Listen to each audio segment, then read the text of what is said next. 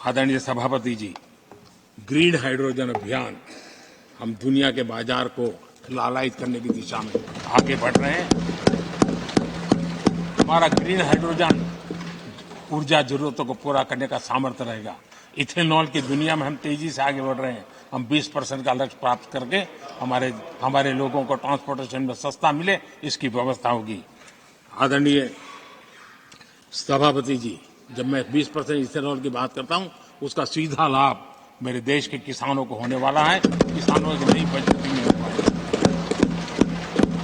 देश के हजारों करोड़ रुपए आज खाद्य देते हैं। हम कृषि प्रधान देश तो कहते हैं, लेकिन आज भी हजारों करोड़ रुपयों का खाने का तेल हमें बाहर से लाना पड़ रहा है।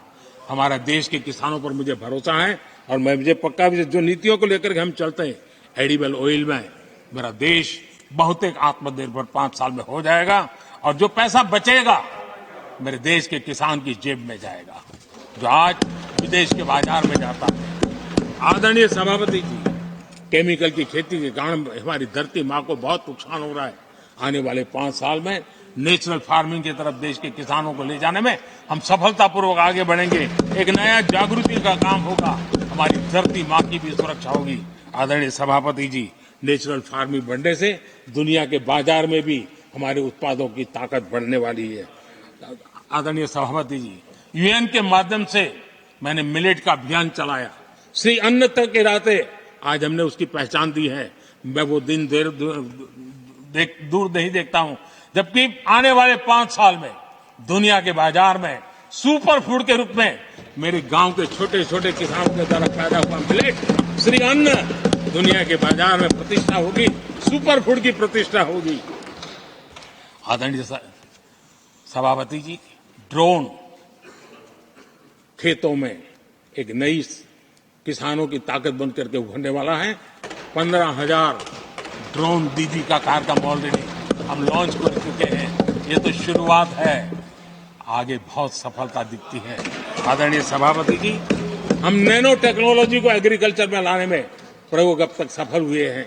हमने नैनो यूरिया में बहुत बड़ी सफलता पाई है, नैनो डीएपी की दिशा में सफलता पाई है और आज एक बोरी भर खातर लेकर के घूमने वाला किसान एक बोतल के खातर से काम चला लेगा, वो भी दूर नहीं है।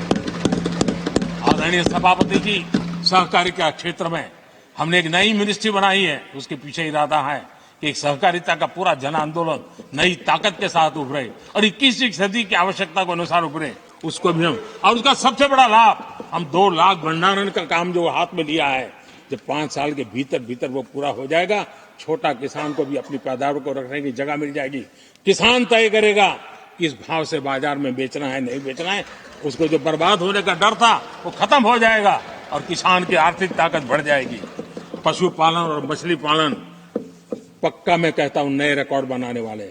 आज हमारे यहाँ पशु की संख्या है लेकिन दूध की उत्पादन कम है। हम स्थिति को बदल देंगे। फिशरिंग एक्सपोर्ट करने की दुनिया में हम बहुत बड़ी तेजी से विकास करेंगे, ये भी मेरा पूरा विश्वास है। हमने एफपीओ की जो रचना का प्रारंभ किया है, अनुभव बहुत अच्छा है। 5 साल के भीतर किसानों की एक नई संगठन की शक्ति और कृषि उत्पादन में वैल्यू की ताकत, ये लाभ मेरे देश के किसानों को अवश्य मिलने वाला है। आदरणीय सभापति जी, G20 की सफलता ने साफ कर दिया है और दुनिया में कोविड के बाद जो खुलापन आया, उस खुलापन का सबसे बड़ा लाभ हमने देखा है कि विश्व का ध्यान भारत की तरफ गया है और इसलिए एक बहुत बड़ा क्षेत्र टूरिज्म आने वाले दिनों में होने वाला है और जो सबसे ज्यादा रोजगार देने वाला है। आज विश्व के कई देश है जिसकी पूरी इकोनॉमी टूरिज्म पर निर्भर है। भारत में भी बहुत से राज्य ऐसे बन सकते हैं जो उनकी पूरी इकोनॉमी का सबसे बड़ा हिस्सा टूरिज्म होगा और वो दिन दूर नहीं है। जिन नीतियों को लेकर के हम चल रहे हैं, भारत एक बहुत बड़ा टूरिस्ट डेस्टिनेशन बनने वाला है।